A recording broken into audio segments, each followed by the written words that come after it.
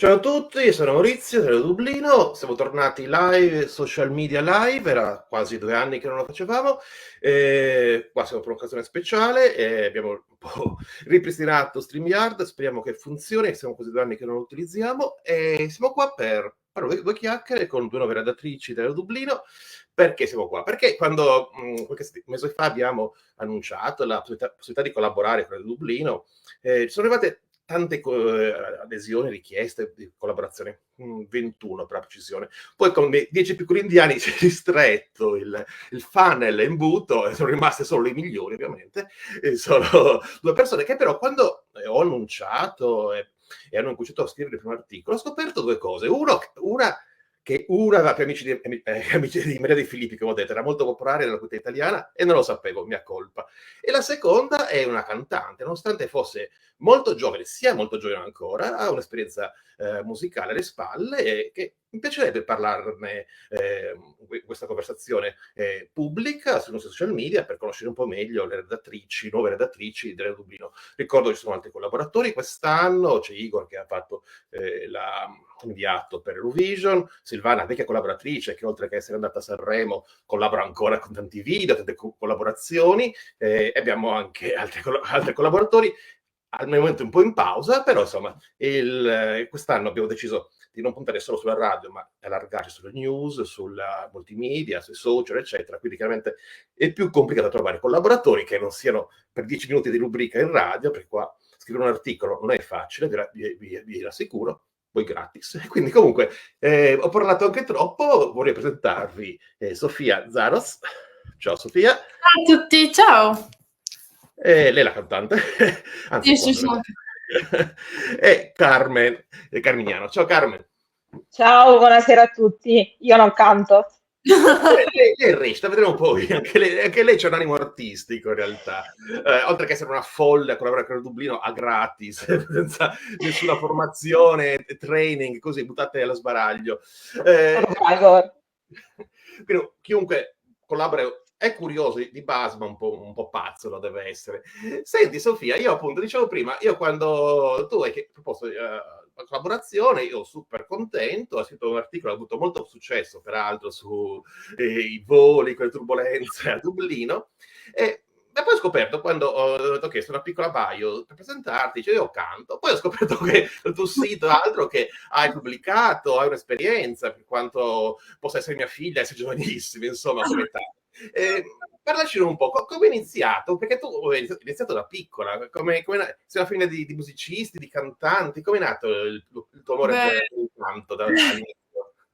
se chiedi a mia mamma, cioè, ho cominciato a 18 mesi, Bella. diciamo, che, cioè, according, cioè, lei dice che quando io avevo 18 mesi erano in Bali, perché io sono cresciuta a Singapore fino a 14 anni, quindi eravamo in vacanza o qualcosa, non so, avevo 18 mesi, quindi non è che mi ricordo. Lei diceva che mi sono messa su un palco, ho cominciato a cantare con il live band che c'era là per fare tipo performance per la cena e ho cominciato a cantare. Però quello che mi ricordo io è che, cioè, a 8 anni penso che non so perché, però io facevo parte di un club di Shakespeare a scuola.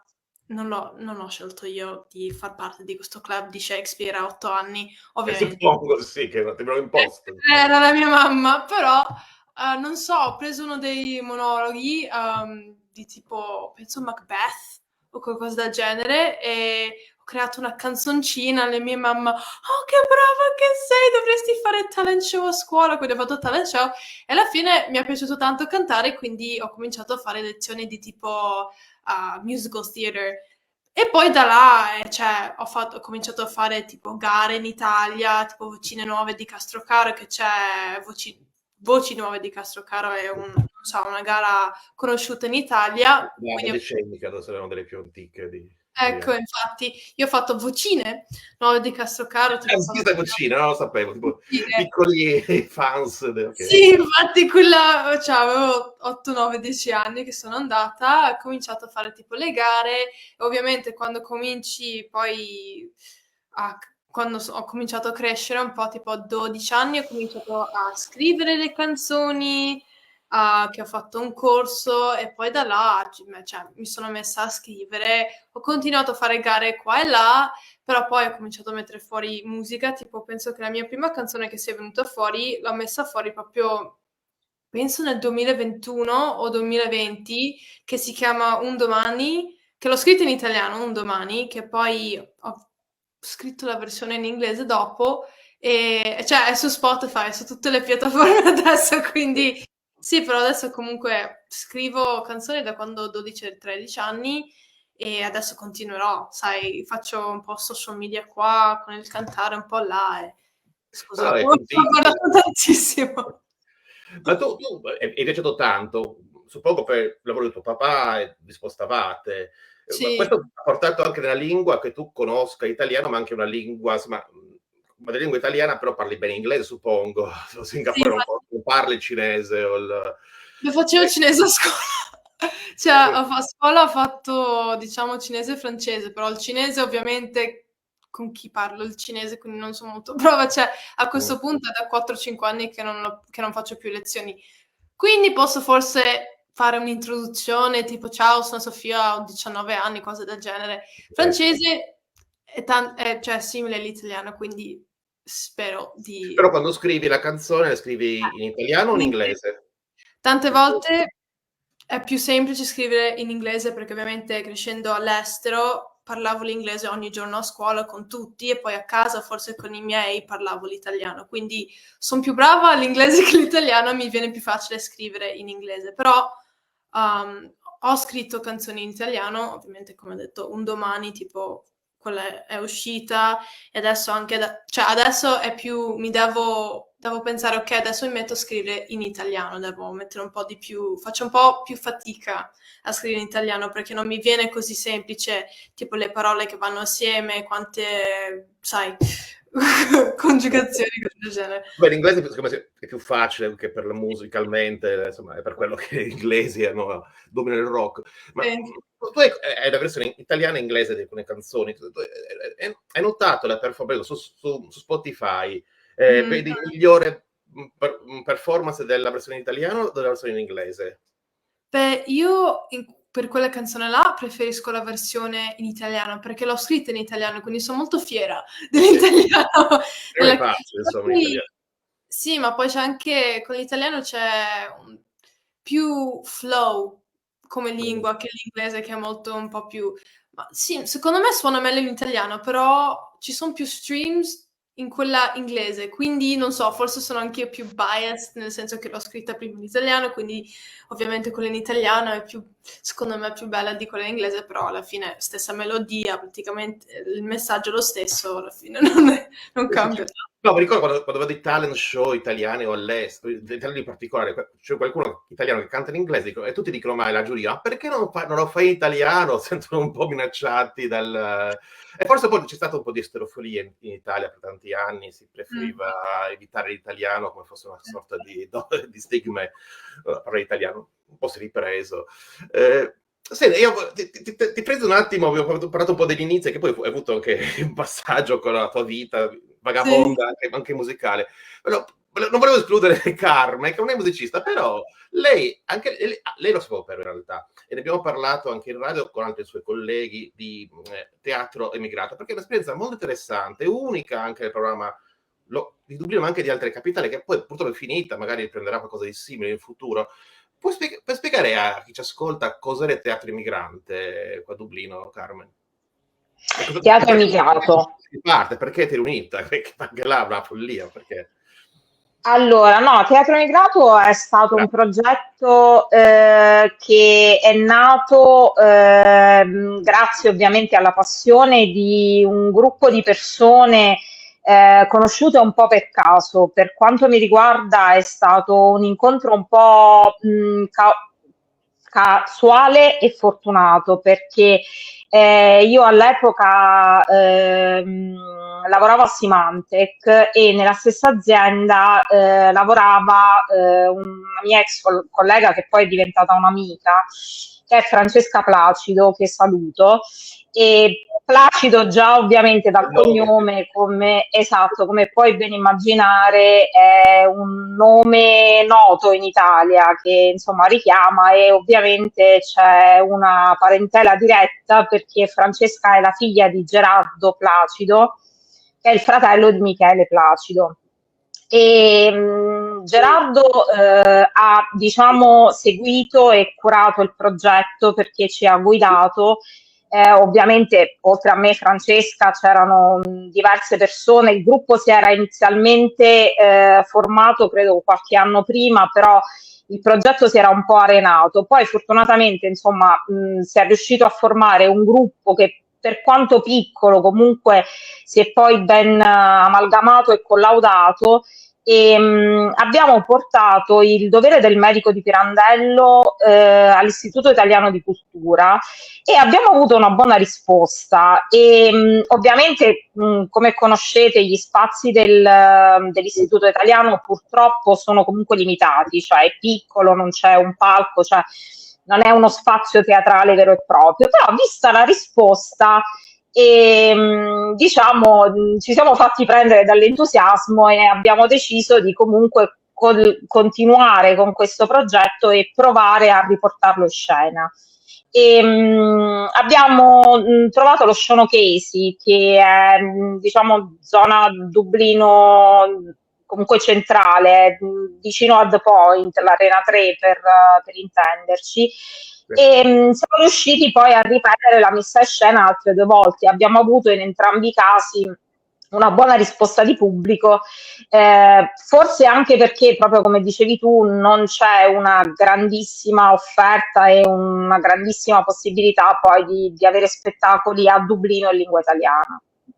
Infatti, tu questa cosa l'avevi chiesta, è venuta la compagnia B, una compagnia sarda qua a fare uno spettacolo Smokey Alley, Carmen con Silvana sono andate a fare un servizio, e tu chiedevi a tutti perché c'è poco teatro, l'aveva chiesto anche l'ambasciatore, che giustamente ha detto, beh, la musica è più semplice portarla, il teatro, a meno che non sia l'opera, non ha sottotitoli, quindi chiaramente è un'opera teatrale italiana, a meno che appunto non si coinvolga la comunità italiana, è più complicato portarla, però giustamente è vero che teatro, io la conosco, sono qua 17 anni a Dublino, forse è la prima volta che sentivo di una coppia teatrale che veniva qua, c'è stata molta musica negli anni passati, ma speriamo insomma. Sì, infatti diciamo l'opera magari ha un seguito sicuramente più ampio, per ovvio motivo, unisce sicuramente anche la parte musicale. Posso dire da uno che ha fatto teatro in Italia, l'opera prendeva il 90% dei fondi pubblici, chi faceva teatro di ricerca o di prosa aveva lo 0,0 dei contributi, perché chiaramente no, ma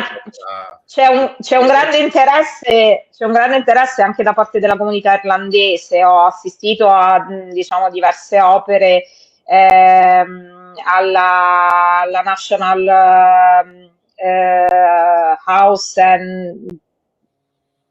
diversi irlandesi comunque, nonostante ovviamente seguono il testo poi sottotitolato. National Concert Tour? La National Concert Hall, okay, sì, no, c'è un minimo di... Siamo sempre provincia dell'impero Dublino, lo diciamo sempre, non siamo Londra, qua c'è molto meno che altri posti, però insomma c'è il Wexford Festival di opera ogni anno, a cui l'Istituto di Cultura, l'ambasciata contribuiscono. E anche Corpo, all'opera, un teatro un po' più giovane.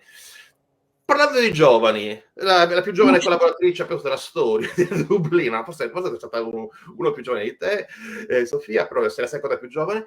Tu sei iniziato quindi a fare questi concorsi, vedo tua madre che ti spingeva a fare questi concorsi. Sempre. Little Miss Sunshine, e tu che piangevi. No, ovviamente no, però insomma, chiaramente c'è una piccola spinta iniziale. E sei stata a Singapore, e poi sei stata anche sei spostata da Singapore prima di venire a Dublino, o sei diventata... Sì, Singapore. No, scusa.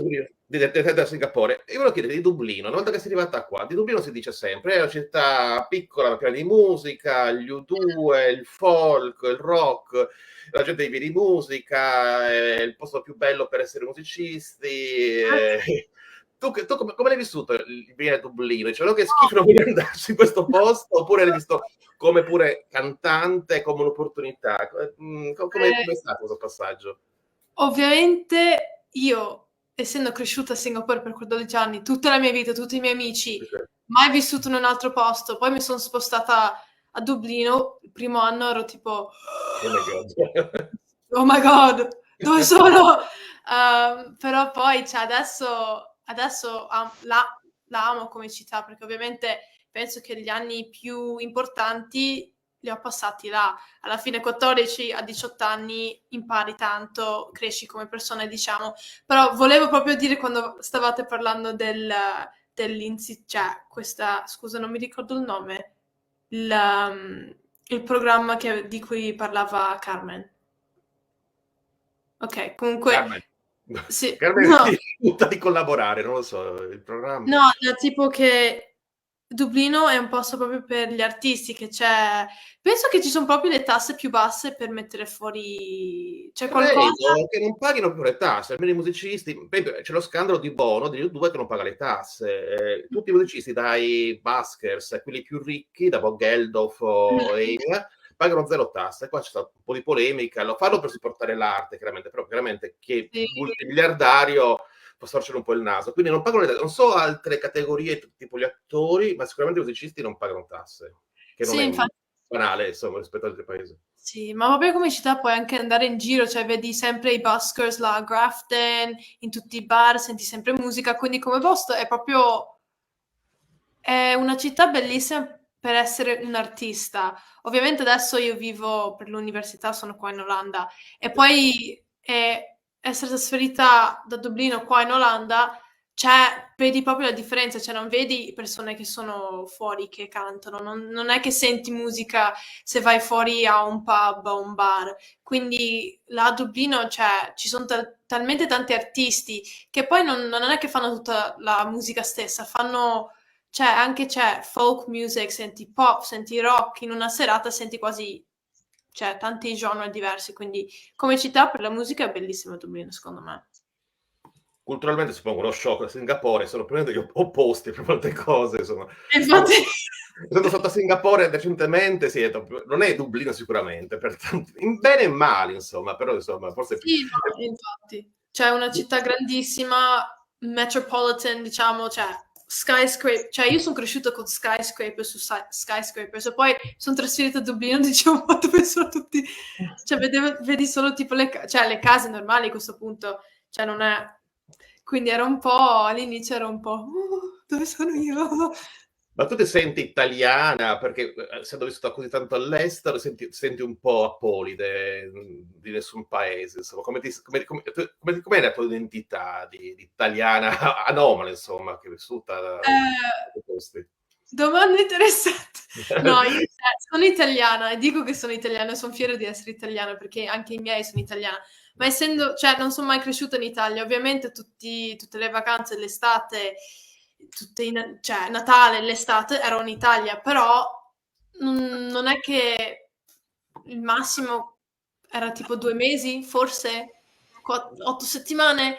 Quindi sono italiana, però c'è anche un distacco a un certo punto, dove ovviamente non sono come tutti gli altri adolescenti che sono cresciuti là, quindi è un po' difficile anche parlare in italiano, cioè non è difficile parlare in italiano, cioè sono fluente, penso che fluente è la Sì, parola. sì, sei fluente. Ecco, infatti, guarda, cioè delle parole non mi vengono, o le congiugazioni, quindi tante volte sono un po' più shy and reserved in italiano che l'inglese. In inglese sono un po' più outgoing e un po' più confident, ma penso anche perché l'inglese la conosco un pochino meglio dell'italiano.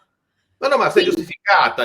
A me dà un po' noia a quelli che non parlano inglese, mettono parole inglese così ad minchiam senza avere nessuna motivazione. Tu sei nata in un contesto anglofono, ci sta che in Italia a volte un po' si abusa, però insomma è normale. Ma tu in futuro pensi di tornare in Italia? Cioè, no, te lo chiedo per un motivo particolare, perché molti che hanno vissuto magari anche 20 anni, 30 anni all'estero, qualunque tipo di professione, da quelle professioni più artistiche a quelle più business, a quelle più ministeriali, eccetera.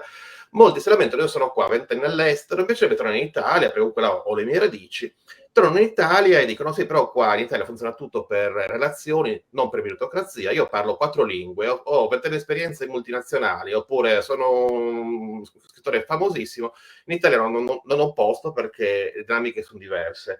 Tu pensi che nel tuo caso, se tu volessi, non so se lo vuoi, se lo volessi in futuro, pensi che questa tua esperienza internazionale possa esserti utile, oppure dici proprio non ci penso più a tornare in Italia, che paese gerontocratico per vecchi possa morire? Tu come la vedi, la tua esperienza all'estero? Pensi che sia sfruttabile in Italia e anche altrove? Beh, spero di sì. Ovviamente c'è... non è ancora sperimentato, se però insomma. Infatti c'è una cosa che anche tutti i studenti qua universitari che non sono olandesi qualcosa dicono, almeno avrò questa esperienza, poi mi aiuterà nel futuro, dico che parlo questa lingua qua, ho fatto questo cosa qua. Spererei che sì, mi aiutassi, ma tante volte, cioè da quello che ho sentito dagli altri, delle volte quello non è il caso, ma altre sì. Quindi penso anche dipende quando ritornerei, come sono le circostanze, non so veramente, non so come... Vabbè, sei giovane, hai tutto il tempo per vedere. Ero là tipo, non so come rispondere. No, perché una delle cose più tristi che capita quando si è espatriati è vedere alcuni amici, colleghi o altri che provano a tornare in Italia, dicono non ci faccio più della pioggia irlandese, della zuppa, voglio il bidet italiano, tornano e poi vedono che le condizioni, non solo gli stipendi, ma le condizioni lavorative anche sociali non sono adeguate, tornano a Dublino o altrove. E quello è un fenomeno molto frequente, più di quanto si pensi, e quello è un po' triste per capire, insomma, capire l'accoglienza dell'Italia per gli espatriati, non solo gli espatriati, insomma. Senti, Carmen, Sofia parlava appunto della musica, che c'è ovunque, la musica dai Basker, da Stephen Green ai pubs, però c'è anche il fatto che Dublino, l'Irlanda, un paese piccolissimo, 5 milioni di abitanti, meno della Sicilia, ha prodotto un sacco di attori, hanno vinto gli Oscar recentemente, Cillian Murphy, insomma, i teatri sono importanti. Che due cose: uno, se noti che sia vera questa cosa, io trovo che siano dei storyteller fantastici gli irlandesi, quindi magari sono facilitati sicuramente dei grandi attori. Un po' la competizione di fare in italiano teatro la sentivi. Tu come vedi la scena teatrale di Dublino, che diciamo prima Dublino è una provincia, è un posto piccolo rispetto ad altre città del mondo, però c'è una scena teatrale interessante, festival interessanti. molto. Come ti trovi in questo contesto teatrale? Vedi, ci sono opportunità di vedere cose belle, fare delle cose interessanti? Molto, offre molto, nonostante sicuramente non è Londra, non è New York, però io nel corso degli anni ho trovato diverse cose interessanti. Gli irlandesi sono dei teatranti nati, non solo dei musicisti. E personalmente quello che ho trovato molto interessante spesso sono piccole produzioni indipendenti. Ci sono diversi piccoli teatri, piccoli gruppi teatrali che fanno delle cose molto interessanti. Penso a teatri che nel corso degli anni magari sono anche purtroppo scomparsi, come per esempio il Theatre Upstairs, però anche stesso lo Smoke Alley Theatre che hai nominato prima fa diverse produzioni comunque locali, il Gaiety che è anche la scuola collegata di teatro, fa spesso cose interessanti. I teatri già un po' più grandi, il Borgash ha offerte spesso di musical. Di recente sono stata a vedere il Re Leone, che è stata una piacevole sorpresa perché poi era una delle stesse produzioni che è stata anche a Londra. C'è un festival, il Dublin Theatre Festival, che c'è in genere a settembre, al quale ho partecipato come volontaria per la prima volta l'anno scorso, e anche lì ci sono state diverse cose interessanti. E poi c'è il Fringe, anche lì, che si ripete ogni anno. Il Fringe in genere è qualcosa che c'è anche in Italia, ed è proprio comunque insomma per gli esordienti. Quindi sì, nonostante non sia sicuramente una Londra, non sia una capitale, però io nel corso degli anni onestamente ho visto diverse cose interessanti. Sì, sì. Il fregio, vado spessissimo, vado spesso prima, che sono i giovani, sono le cose più strumentali, e l'Amsterdam è un po' terno all'otto, è una roulette, tutte le cose meravigliose, delle cose oscene, che, insomma, e là bisogna essere molto informati o molto fortunati, però insomma, non è il fringe di Edimburgo, per capirci, è una cosa un po' più... Sì, esatto, sì. Sono un sacco di eventi, festival, no, a parte che a noi ci danno pochissimi soldi, l'Art Council danno molti contributi per la cultura e l'arte. Giustamente secondo me l'Irlanda investe molto su questo settore. Sofia, abbiamo tornato da te, sei arrivata a Dublino, ti fai la Teams, tra l'altro volevo far vedere una cosa che ho trovato molto interessante. Aspetta se la riesco a... Questo è il tuo sito web. Quella non è... Oh, mamma mia. Vabbè, dai. È online, è pubblica, non metto nulla di privato. E questa è la tua biografia. Hai visto che è lunghissima, cioè io ho 50 anni, così lunga. Non è aggiornata. Appunto, è ferma al 2022. Esatto, quindi non è aggiornata. Non è aggiornata anche, credo, perché ho visto, c'è scritto teen singer, ormai teen se li sgoccioli, fra un po' dovrai aggiornare. Ancora Adult singer. ho ancora dei mesi. Il lower master. No, ma un bel sito comunque, sono alcune informazioni. No, chi vuol vedere informazioni trova la bio non aggiornata di Sofia sul suo sito. Una domanda qui, Teen, tu hai puntato questo.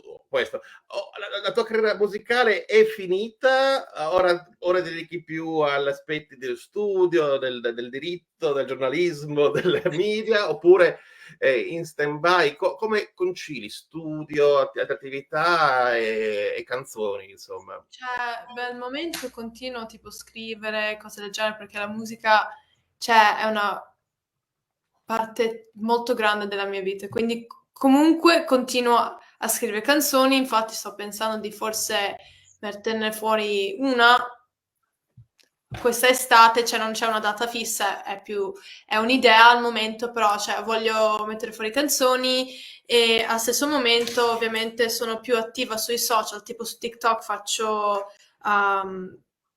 faccio i video tipo un clip che canto tipo 30 secondi, un minuto di una canzone che mi piace tanto, forse delle volte, cioè non tante volte, però delle volte canto proprio le mie canzoni al piano e sì, sono più attiva sui social, quindi sto provando a mettere più attenzione sui social, forse creare più un following là e al stesso momento, cioè, studio legge, quindi studio, ma fare con i social, cioè, ti serve forse 1 ora, 2 ore al giorno, ti metti là, canto, che mi piace fare, e poi continuo a studiare o vado a lezione o qualcosa del genere. Quindi canzoni escono, esceranno? No. È bellissimo vedrà fuori che release la traduzione letterale dell'inglese. Uscirà se la canzone. Adesso mi uccide la mia mamma. Non si dice così! Ora parli benissimo, meglio di me, e sei molto più chiara di me, io sono un sardo italiano da una vita. Quando uscirà, c'è una canzone quindi in uscita, dicevi? Non ho ancora una data, però pensavo in questa estate qua, cioè, non so, giugno, non so, luglio, non so, agosto, ma cioè, nell'estate è proprio una canzone che è in inglese, che si chiama Nothing, e ho detto Nothing all'inizio perché non riuscivo a trovare un titolo, però secondo me adesso ci sta come titolo, perché il testo parla un po' di tipo come io, cioè, o una persona non cambia per tipo il suo significant other, nel senso, sai che tante volte alla fine in un relationship, tante volte, mi cambio perché lui non piace che faccio questo, o lui dice che non gli piace quando faccio quello, quindi la canzone è un po' tipo, I'm not gonna change just for you in quel senso, quindi secondo me Nothing ci sta, quindi quella canzone io la approvo, se vuoi l'approvazione, Carmen approva uguale, vedo che quindi Sì, concordo. vai. Senti, no, è interessante quello che dicevi prima, che tu fai TikTok ovviamente è il social del momento, e poi molto facile engagement, l'algoritmo pazzesco che è perfetto.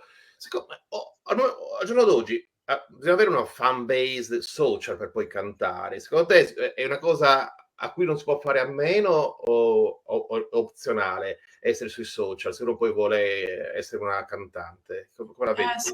Secondo me i social sono una cosa importantissima se vuoi tipo cantare, perché è là che crei, cioè sono là che ti trovano le persone. Non è, secondo me non funziona più che sì, forse puoi andare a far busking fuori, ma tante volte vai a far busking per poi mettere tipo Cioè il QR code, seguimi su Instagram, seguimi, wow, il mio Spotify è questo, il mio TikTok è questo, cioè è per quel motivo che le persone vanno fuori a cantare, o almeno, cioè secondo me è quel motivo che vanno fuori a cantare, per farsi conoscere e poi per anche creare un fan base del following, perché poi usando i social, cioè quello che sto provando a fare io, con cioè se hai un following, poi quando forse metti fuori una canzone vedono sui social, ho messo fuori una canzone, andiamo ad ascoltare un secondino. Se non gli piace, non gli piace, però almeno vanno ad ascoltare. O almeno dicono, sì, mi piace, l'ho vista cantare là fuori, l'ho vista cantare su TikTok, è bravissima, adesso vado a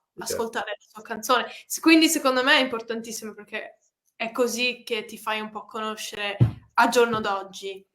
Cioè, sì, secondo me a giorno d'oggi non ne puoi fare. Fortuna o purtroppo, adesso non stiamo a discutere su questo, però insomma sono visioni diverse su questo.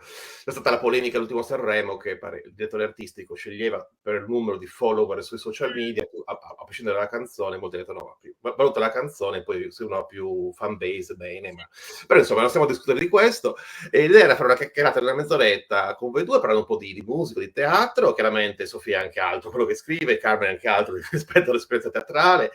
Però pareva carino dedicare una mezz'oretta sui nostri social per presentare Sofia e Carmen, persone interessanti sicuramente, alcuni aspetti della loro vita. Se volete seguire Sofia, ma anche Carmen se volete, Sofia, trovate i social media ovunque, cioè, a parte il sito abbiamo potuto vedere prima, cercate Sofia Zaros dei vari social e seguitela, ha una bellissima voce, insomma. Grazie. Mi sono stupida, porca miseria, ma questa cosa è pure brava, cioè canta bene. Per cui diciamo, dobbiamo fare una diretta, una mezz'oretta appena possiamo. L'abbiamo fatta. Io direi pure di chiudere, a meno che non vogliate dire qualcosa, Carmen e Sofia. No. Seguitemi sui social, Sofia Brava! Zaros, in tutte le piattaforme, Sofia.Zaros, sì. O è Sofia Zaros o Sofia.Zaros o su TikTok SOF Zaros. Ok, lo sai, sei sicura? Sì, sono sicura, TikTok sono sicura. Forse quello di Facebook, penso anche là è Sofia Zaros. A parte da TikTok, dove è più attiva, e poi date pure sugli altri social, trovate tutti i link. Carmen c'è un nickname pazzesco su Instagram, come una caffettiera, però poi c'è un G6 che arriva come Cristiano Ronaldo. Perché Carmen Sita? Sì, Carmencita J7, è una lunga storia, poi faremo in privato più tardi sul club. Ragazzi, io vi ringrazio tantissimo, ringrazio chi ci ha ascoltato, abbiamo avuto un buon pubblico, poi comunque questo video andrà editato anche su YouTube, cose molto, molto informali di conversazione di redazione. Io ringrazio, seguiteci ancora per qualche tempo, fra un po' uscirà il nuovo video podcast, si parlerà, annuncio subito, di AI per giugno, e poi saranno altri articoli, altre cose. Noi andremo in pausa estiva a luglio, ma seguiteci sui social a Dublino per aggiornamenti. Questo è tutto, buona serata a voi ragazze, a chi ci ascolta, e alla prossima. Ciao a tutti.